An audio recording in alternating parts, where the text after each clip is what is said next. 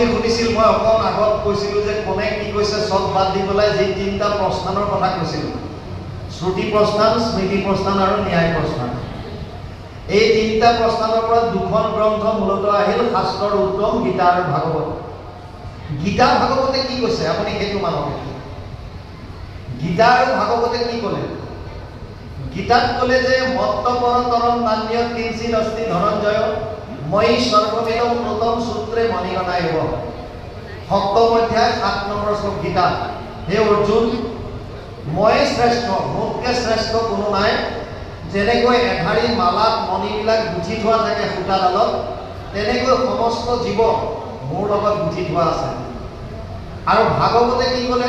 ভগৱান কৃষ্ণকে শ্ৰেষ্ঠত্ব দিলে। আপুনি যদি ভাগৱত ভালকৈ অধ্যয়ন কৰিছে তেতিয়া পাব যে ভৃগু আদি ঋষিমুনিসকলৰ মাজতো এইটো প্ৰশ্ন উদয় হৈছিল, শিৱ শ্ৰেষ্ঠ নে, ব্ৰহ্মা শ্ৰেষ্ঠ নে, ভগৱান শ্ৰেষ্ঠ? আৰু তেওঁলোকে প্ৰমাণ কৰি শেষত সিদ্ধান্ত দিলে যে কৃষ্ণই শ্ৰেষ্ঠ। গতিকে আমাক প্ৰামাণিক গ্ৰন্থ হিচাপে যিহেতুকে গীতা ভাগৱতে কৃষ্ণকে শ্ৰেষ্ঠ বুলি দিছে। আৰু কৃষ্ণ মানে কোন? আপুনি মই যিটো বস্তু বিচাৰি আছো সেইটোৱেইটো কৃষ্ণ। উপনিষদলৈ যদি যায়, আপুনি তৈত্তৰীয় উপনিষদত কৈছে ৰসুবেই সহ, সেইজনেই আনন্দ। আপোনাক কি লাগে? কিহৰ কাৰণে এইবিলাক কৰিছে? আপোনাক লাগে আনন্দ। আৰু যিটো আনন্দ আপোনাক লাগে, আনন্দটো য'ত আছে আপুনি তাত বিচাৰিব লাগিব। আপুনি যেতিয়া কীৰ্তনত যেতিয়া চাব, যেতিয়া মোহিনী ৰূপ ধাৰণ কৰিছিল ভগৱান কৃষ্ণই, পিছত শিৱই যেতিয়া সেই মোহিনী ৰূপ দৰ্শন কৰিব বিচাৰে, তাৰপাছত কিটো গতি হ'ল আৰু তাৰপাছত শিৱই স্তুতি কেনেকৈ কৰিছে, কীৰ্তন কেতিয়াবা চালে আপুনি তাতে পাব।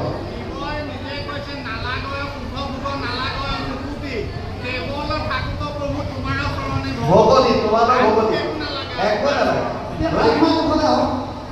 আত্মা, শুনক, আত্মা হৈছে ভগৱানৰ অংশ। ভগৱানে গীতাত 10ম অধ্যায় 20 নম্বৰ শ্লোকত কৈছে অহম আত্মা গুদাকেশ সৰ্বভূতাশ্ৰয় স্থিত অহম আদিচ মধ্যম চ ভূতানাম অন্ত এবচ। আত্মা আৰু পৰমাত্মাৰ মাজত বা ভগৱানৰ মাজত ভেদাভেদ পাৰ্থক্য আছে, মানে ভেদো আছে অভেদো আছে। ভেদ আৰু অভেদ দুটা বুজি লওক। ভেদ কিহত আছে, অভেদ কিহত আছে? অহম আত্মা, যিবিলাকে অহম ব্ৰহ্মস্মি বুলি কয়, ময়ে ব্ৰহ্ম বুলি কয়, চাওক লিমিটেশ্যন বিলাক বুজক। যিহেতুকে পৰমাত্মাৰ অংশ আত্মা, গতিকে আত্মাৰ যে পৰমাত্মাৰ গুণ আছে এইটো কোনেও নুই কৰিব নোৱাৰে। যেনে যেনে ভগৱানো সনাতন, আত্মাও সনাতন। ভগৱানো চৈতন্য, আত্মাও চৈতন্য। কিন্তু ভগৱান হৈছে সৰ্বজ্ঞ, আত্মা সৰ্বজ্ঞ নহয়। আত্মাৰ লিমিটেশ্যন আছে। আত্মাই এই শৰীৰটোৰ ভিতৰতে সচেতন কৰি ৰাখে, সচেতন কৰা দেহ প্ৰাণ ইন্দ্ৰিয় ইয়াৰ ভিতৰত। কিন্তু পৰমাত্মাই কোটি কোটি বিশ্ব ব্ৰহ্মাণ্ডক সচেতন কৰি ৰাখিছে। উপদ্ৰষ্টা অনুমন্তা চ ভৰ্তা ভোক্তা মহেশ্বৰ পৰমাত্মা এটি চাপ্যুক্ত দেহে অশ্বিন পুৰুষ পৰ। প্ৰতিটো জীৱৰ হৃদয়ত অন্তৰ্যামী ৰূপে থাকি সকলোৰে ভৰ্তা, স্বামী, ভোক্তা আৰু ধাতা হিচাপে, তেওঁ অন্তৰ্যামী হিচাপে প্ৰতিটো জীৱৰ খিয়াল ৰাখিছে। কিন্তু আত্মাই সেইখিনি কৰিব নোৱাৰে। আত্মা হৈছে অল্পজ্ঞ বা জ্ঞ আৰু ভগৱান হৈছে সৰ্বজ্ঞ। আত্মাৰ এই শৰীৰটোত সূক্ষ্ম জগতত ব্যাপ্তমান হৈ আছে, পৰমাত্মা সমস্ত জগতত ব্যাপ্তমান হৈ আছে।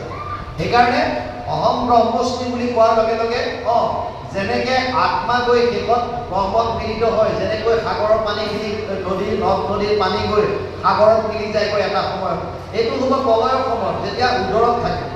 কিন্তু সেই বুলি আত্মাই ময়ে ব্ৰহ্মা বুলি ক'ব, ব্ৰহ্ম বুলি ক'ব নোৱাৰে।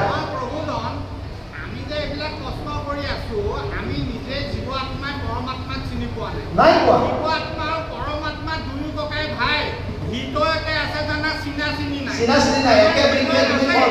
আমাৰ আমি এটা শ্লোক আছে, এক বৃক্ষে দুই পক্ষী, এইবিলাক কষ্ট আহি থাকে।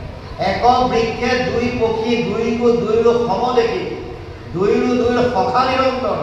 এক বৃক্ষে ফল খাই তভুনিতে শুকাই যায়, নাখায় যিটো সিটো গুণে বৰ। ইয়াতে আছে আত্মা পৰমাত্মা, পৰমাত্মাৰ অংশহে আত্মা।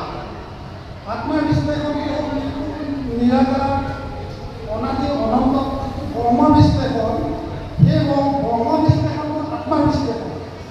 আপোনাক ক'লো যে ভেদ আৰু অভেদ দুইটা বুজাই দিলোঁ। যেনেকৈ নিৰ্গুণ নিৰাকাৰ ব্ৰহ্ম হিচাপে থাকে, ব্ৰহ্মৰ তিনিটা স্থিতি আছে। ব্ৰহ্মৰ তিনিটা স্থিতি আছে। বদন্তি তত্ত্ববিদম তত্ত্বম য়ৎ জ্ঞানম অদ্বয়ম ব্ৰহ্মেতি পৰমাত্মেতি ভগৱানেতি শব্দে 1-2-11 প্ৰথম স্কন্ধ দ্বিতীয় অধ্যায় 11 নম্বৰ শ্লোকত কৈছে ভাগৱতত তিনিটা স্থিতি আছে। এটা হৈছে ব্ৰহ্ম, য'ত নিৰ্গুণ নিৰাকাৰ হৈ থাকে। দ্বিতীয়টো হৈছে পৰমাত্মা, য'ত তেওঁ নিৰাকাৰ হৈ যদিও থাকে গুণটো বুজি পায়। আৰু তৃতীয়টো হৈছে সগুণ সাকাৰ ৰূপ। যেতিয়া আমি নিৰ্গুণ নিৰাকাৰকো ধৰিব নোৱাৰিলোঁ, পৰমাত্মাকো চিনিব নোৱাৰিলোঁ, তেতিয়া প্ৰভু ভগৱন্তই নিজে সগুণ সাকাৰ ৰূপ ধাৰণ কৰি পেলাই বিভিন্ন লীলা কৰিবলৈ আহে ভকতৰ মাজলৈ, যাতে মোৰ কথাখিনি মানুহে গম পায় আৰু মোৰ লীলাসমূহ শ্ৰৱণ কীৰ্তন কৰিয়েই পৰম গতি লাভ কৰিব পাৰে। সেইকাৰণে অৰ্জুনক কৈছিল জন্ম কৰ্ম জমে দিব্যম এবং য ব্যক্তি তৎপতঃ ত্যক্ত দেহ পুনৰ্জন্ম নেতি মামেতি পাণ্ডৱ। 4ৰ্থ অধ্যায় 9 নম্বৰ শ্লোক গীতা। মোৰ জন্ম কৰ্মবিলাক চব দিব্য। যিসকলে শৰীৰ ত্যাগ কৰা প্ৰাক মুহূৰ্তত এই জন্ম কৰ্মবিলাক শ্ৰৱণ কীৰ্তন কৰিলে তেওঁলোকে মুখ পাব, ইয়াত সংশয় নাই।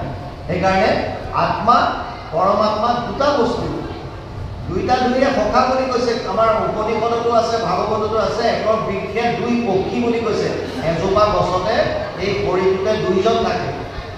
অৰ্থাৎ বৃহৎ আকাৰত ব্ৰহ্ম আৰু আপুনি এনেকৈ লওক মাইকটো ওচৰত লওক। বৃহৎ আকাৰত ব্ৰহ্ম আৰু জীৱন যিবিলাক আছে ক্ষুদ্ৰ আকাৰত ব্ৰহ্ম। জীৱ অসংখ্য আছে।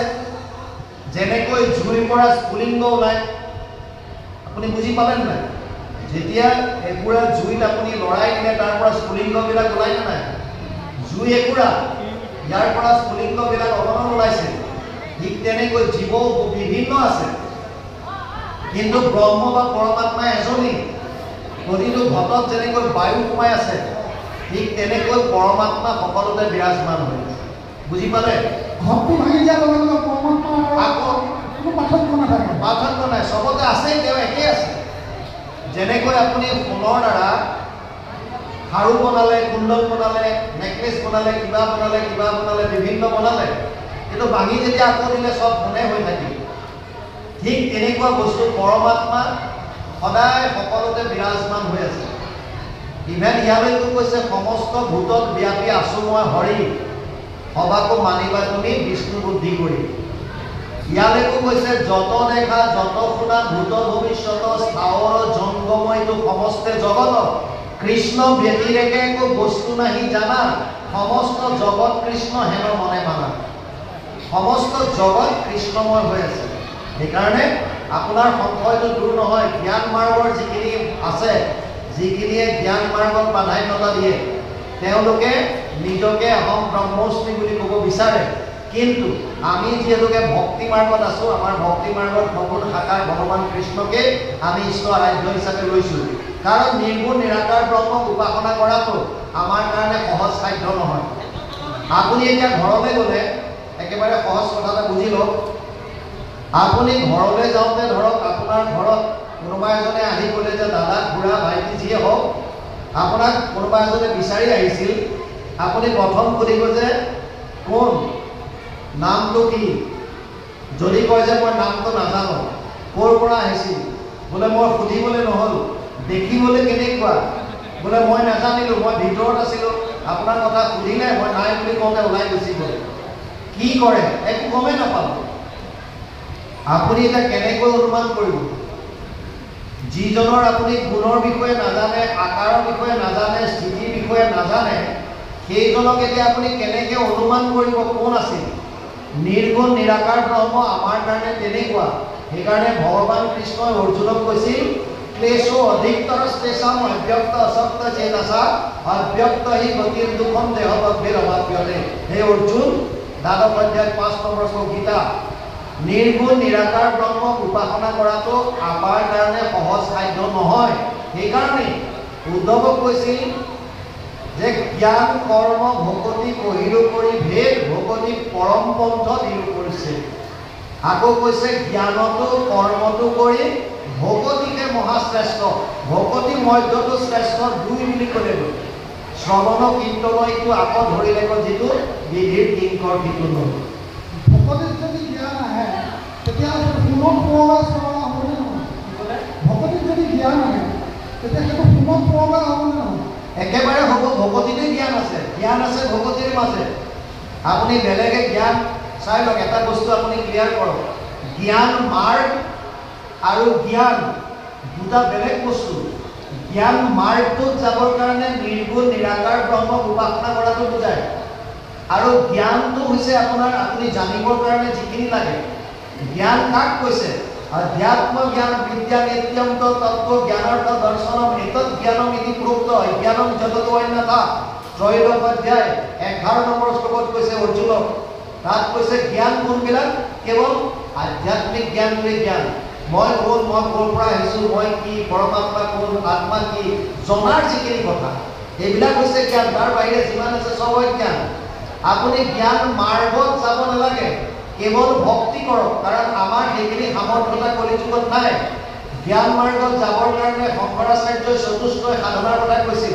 তাত বিবেক, বৈৰাগ্য, চৰ্চ সম্পদ আৰু সমাধান, ইয়াৰ একেবাৰে চব বাদ দিলেও 4টা মূল বস্তু আছে। শান্ত, দান্ত, তিতিক্ষা, উব্ৰতি।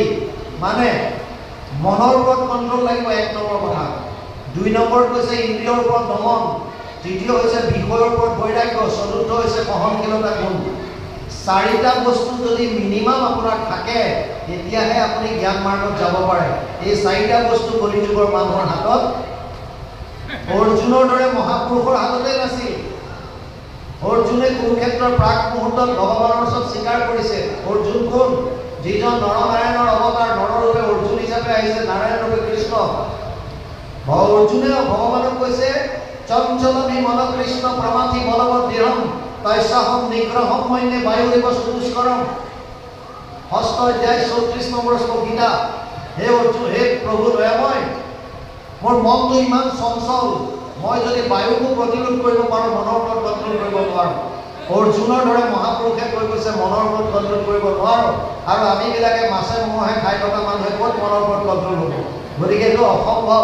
সেইকাৰণে ভক্তি মাৰ্গ দিছে আমি সকলোৰে বুজিব পৰাকৈ। হৈছে ক্লিয়াৰ?